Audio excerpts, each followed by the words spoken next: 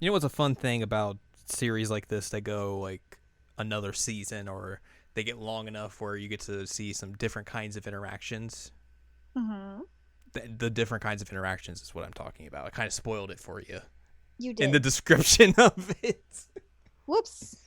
It happens. It happens. Hello, welcome to this week's episode of Jared and Al Watch K-On! It is episode number 29. I'm Jared, that is Doc Al and Ladium. Hello. And we are discussing Season 2, Episode 14, entitled Summer Classes, Summer Training. It's whichever you decide, whichever one you think fits better. I think classes makes more sense, but my verve said that it was training, which makes sense for the camps and stuff, but not this as much. Anyway, continue. Shrug shoulders. But that is what we're doing. We begin this episode, and Ritsu is calling the Mio. She's harassing her. She's like, "Hey, come hang out. We gotta go hang out. Hey, hang out." And Mio's like, "No, I'm No, I'm studying. studying. If I go out, I'll be tired. I can't study later, so I'm taking the day to study. So no." And so she shoots Ritsu down, and then Ritsu calls her back and is like, "Oh, Missy, are you studying?" or something in like a scary voice, and she's like, "Knock it off." She like screams at her. So Ritsu's like, "Well, dang, what am I gonna do now? I'm here at the train station," and she sees Mugi. She's like, what is the Mugi doing here? She sees her like I'm go off. going to go sneak up Yeah, on her. she sees her like walk around a corner. She's like, "Oh, I wonder where she's going. I'm gonna go sneak up on her." She goes like to sneak up on her around the corner, and like she's like, "Wait, she's gone. She's disappeared." And then Mugi disappears behind her, is like, "Bah!" and scares the daylights out of Ritsu. She's like, I thought it'd be fun to sneak up on you. So that happens. Oh, Boogie. We get our title sequence, and then after the title sequence, we get a previously on K-On! Yes, it is a very odd previously on K-On! It recounts the dream that Yui had where Mugi's eyebrows were pickles and she ate them, and then Mugi started to deflate and become a blob. Turned into goo. She turned into goo. And she's like, oh no, we have to put something on there so that she doesn't turn into goo. And then they put like protractors on there They as her do. eyebrows. And she's like, everything's fine now. That's exactly what happened. It was Very pretty weird. wild. We'll come back. We really don't come back to that. It's just a thing that happens that they remind us of. After that, Ritsu asks Mugi to hang out, and then she's like, she's like, "What are you doing?" And he's like, "Oh, I'm getting shopping done because school is starting tomorrow." And then Ritsu's like, "Oh, well, let's hang out." And Mugi's like, "Oh," and she's like, "Wait here, do not move a muscle." She like moves like 5 feet away and like calls him like, "Yes, hello, this is Sumugi. Can we postpone shopping till later?" "Okay, thanks, bye." He's like, "I have all the time in the world." It was so funny. She was really excited. He's very excited to go hang out. So they go and do some fun stuff, like going to the arcade. Mm-hmm. They go play some games. They try and do a test of strength machine, and Ritsu horribly fails, and then Mugi just completely dominates it and does the famous Kyoto animation flex. Yep. Flexes on him. As you do. Of course. They do a crane game where Ritsu shows her how to do a crane game, and Mugi fails the first time, and then Ritsu gets lucky very on the second try. He's like, "Oh, thank God I got so lucky." They go to a photo booth and have some goofy times at the photo booth where Ritsu just puts a bunch of effects on Mugi, like giving her like ridiculous eyebrows Mustache! and a mustache, and then giving them like really big shoujo anime eyes. And pig. Oink oink. Which came up again in the OVA when they were doing No, it the comes up in this passport episode. things. Oh, it's this episode? It's Okay, this never episode, mind. yeah. Ritsu then takes Mugi to a Dagashia, which is like a dollar store essentially, where you can get a bunch of She's things for so like super excited. cheap. Yeah, she's like, "Oh, I've never been here. This is so interesting." She's very excited to see all these things that are very cheap. So they got a bunch of candy and stuff, and Ritsu shows Mugi how to eat all this like fancy, not really Cheap fancy, but cheap candy. candy. We have some. Dive into some trivia real quick. Breaking the episode flow up, but this tells you a little bit about the candy that they eat. Ritsu takes one piece of candy, like bops it on her leg and opens it that way. Mm-hmm. That is called a fugashi, apparently. Is that the thing she eats upside down? No. That is like the Okay. candy bar she opens on her leg. The thing that Mugi twirls around is like, I don't know what to do with this, and Reach's like, oh, you just twirl it around and eat it. It's On the called a sticks? yes, on the stick. It's called a nere ame, or kneading candy. Knitting candy? Kneading candy. Oh, okay. She also drinks like this one thing that you can like. It's like a liquid or something. I Okay, that's the thing she did, like That is the backwards. thing She's she- like, if yeah. you go this way, then it does this. Along the way, while this is happening, we check in on Mio, not me, less Yui. I know names. One of those characters. One of those characters, and she is studying with Nodoka, and they're having a piece of cake. And Yui's like, here, you could have a piece of my cake. And Nodoka's like, okay. And she takes the strawberry off of Yui's cake. Yep. And Yui is devastated.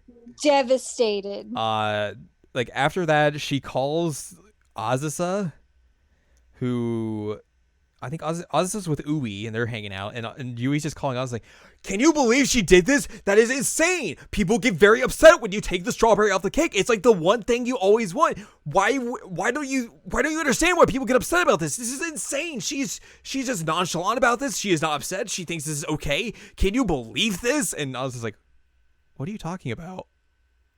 And this is Yui just keeps freaking out like, no, people get upset about this. She's so upset. She is so upset. It is ridiculous. Sure though, like you don't eat somebody's strawberry. I mean, to some people it's okay. Mm, We go back to Mugi and Ritsu, who are having lunch at a fast food place. Ritsu talks about being broke and the way to get a buck going.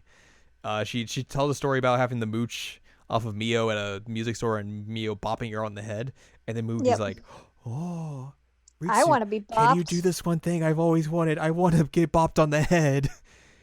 She feels left out because she does not get physical intimacy with other characters because Mio and Ritsu have their thing where Mio just bops Ritsu on the head. Yui is over loving of Azusa, and Mugi Mhm. feels left out. She's like, I also need affection. I'm also good at physical intimacy. And then she's like, hey, bop me on the head. Which Rishu's just like, what? You sure? Okay. The best part is Ritsu goes to do it, and she asks me, like, you don't have a security detail on you, do you? She's like, no, they're not here. Just completely straight face. No, they're not here. It's so funny. So Ritsu tries to do it but can't bring herself to do it. She chickens out and she's like, you can't do it. You can't just do it like that. You have to be spontaneous. Has to be some reason to do it. You got to be very ditzy to do it. And Mugi's like, oh, okay, I got you. We're gonna figure this out. So we go to the next day. They're meeting up to go get like registered for summer classes. Like I don't know why they're in this building and getting IDs when I don't the know. next day they're just back at their regular school. Like it would make more sense if this is like they're signing up for a cram school, but like the way they're talking about it's just summer classes, Yep. and it was very weird. Mio shows up and she's wearing her uniform because she forgot and just did it like out of instinct. And then Yui shows up. Yui got up early because she set her alarm early, and Ui's very surprised by that, and so is Mio and everyone basically. Mm-hmm. Yui shows up and sees her and is like, oh god, we're supposed to wear our uniforms? Oh no, I didn't wear it. And then Ritsu shows up and is like, oh, you wore your uniform, you goof. And Yui's like, we were supposed to wear our uniforms. Ritsu gives Mio crap about wearing your uniform. He's like, oh, you're going to be the only one here wearing your uniform. And then Mugi shows up and is just like wearing like a just like very fancy outfit. And Yep. everyone's like, oh, what? Okay. She has her tag on her dress still, and she's wearing socks with sandals. She's like, oh, I'm gonna get it. And then Mio sees it and is like, "Oh, you left your tag on. Those shoes don't really go with those like socks with that. You should probably change." And then she's like, "Oh." Ritsu like just sees her and is like, "Wait, is she trying to get bonked on the head? Yep. Is that what she's doing?" So they go into an elevator to go up to the place. Yui continues to tell the story of the cake drama to Mio, and Mio's like, "Yeah, Ritsu did that to me before, so I bonked her on the head. I kind of understand where you're coming from, Yui." Yep. He was like, "Yes!" And then Ritsu sees Mugi be like, "Oh, I get this. Maybe I could do this." Ritsu pulls Mugi aside. He's like, "Are you trying to get bonked on the head?" And Mugi's like, "Yes, of course." And Ritsu's like, "All right, we're gonna figure out a plan to get this happening." They try to get Mio annoyed by wearing novelty glasses, and Ritsu shows up with like very novelty ones, and then Mugi just shows up with like normal glasses. Like, "Oh, that's a nice look on you, Mugi." It's like, "Why are you wearing normal glasses?" Yui's having trouble reading, so Ritsu's like, "You should put the book right next to your face, and that'll make the words pop out of you." She's like, "Oh, I see, it's an A." And Mio's like, "No, you don't." And then Mugi tries the same thing, like, "Oh, if I read this, it makes the answer A." And Mio's like, "Oh, that's very smart." She's like, "Dang it." They show their student ID cards. Ritsu shows her, and it's just like her back's to the camera. Yeah, this is the one that I was talking about. And she gets bonked for it. Mugi has a pig nose. Oink oink. Oink oink. And then Mio's like, "Oh, it's a sticker. That's it." And then Ritsu's like, Your normal picture was the funnier one." Yep, because her eyes are half "Oh closed. no." So Mugi, in her operation to get bonked, is still not get bonked. We go to the next day, and they're in the club room, and there's an extra slice of cake. So they decide to play a game to get the extra slice of cake. Ritsu puts on the caveat of the loser gets their forehead flicked, and then And so she tells Mugi to throw it. yeah, she's like, "Throw the game. You'll get flicked for sure." It doesn't go that well. Nope. Instead, Mugi wins the slice of cake, and Ritsu's the one who gets flicked in the forehead. So they sit down to eat, and then Mugi's like, "Wait, strawberry cake. I know how to get bonked." And then we witness it. We witness the top 10 anime betrayal of all time. Oh man, it hurts. Mio's about to eat the strawberry, and then here comes Mugi. Zoom, takes it and eats it. And Mio's just frozen. You start hearing like sad sounds coming from her, and then like you see the tears Just start bubbling up in her eyes, and then Yui just like runs the off. She runs off, grabs Nonaka's like, "Nonaka, come here right now." And Nonaka's like, "What?" And she brings Nonaka and he's like, "Look, she got her strawberry stolen. She is upset. Now do you believe me?" And Nonaka's like, "Okay, yeah, I get it. I'm sorry." It's so funny. And Mio's over there just like Sobbing. breaking down. And Mugi's like, "Oh no, I'm sorry."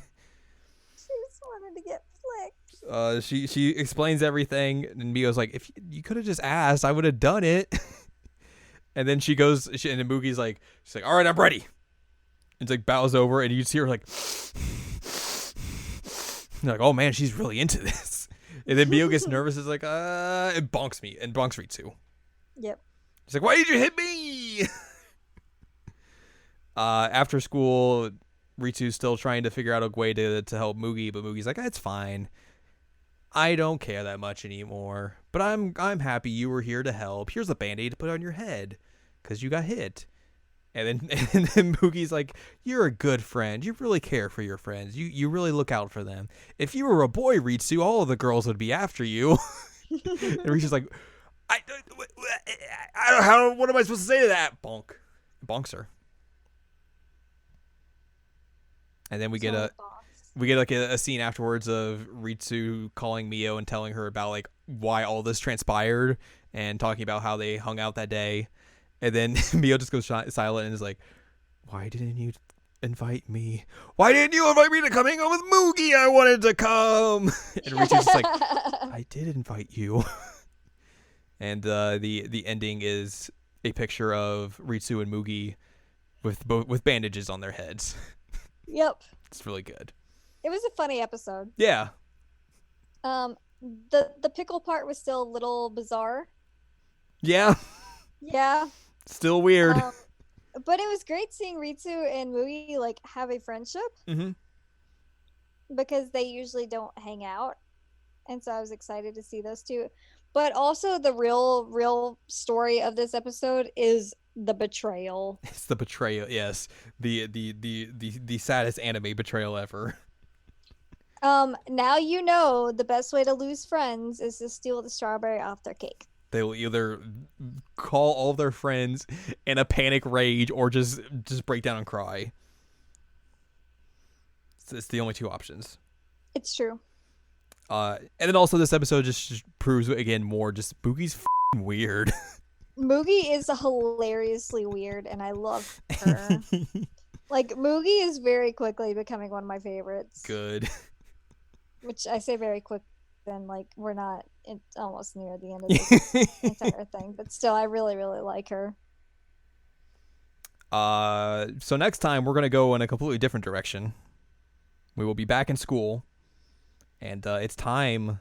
It's time once again for the annual marathon. Da-da-da. Because school's you gotta run a marathon. This comes up way more often in Japanese media than I ever anticipated, and I still understand why you would run a marathon in high school. Yeah, because like Hyoka had the marathon in the book. Yeah, they have Hyoka has an entire book dedicated to a marathon. It's crazy. That was exactly what I was thinking of when I saw the preview. Like, oh yeah. So that's the thing, and then there's probably something else that there's marathons. It's so weird. Like the only thing, the closest we ever had to do that when I was in school was like run a mile. Run the mile. Not 40 kilometers or something. Yeah, we had the run the mile thing. But that was tied to like the presidential fitness thing. Yeah. That's true. But yeah, next time the girls are gonna run a marathon. Marathon! Because it's an annual tradition at the school, even though this is the first time we're seeing it. And they've been in school for a while. This is their last year in school.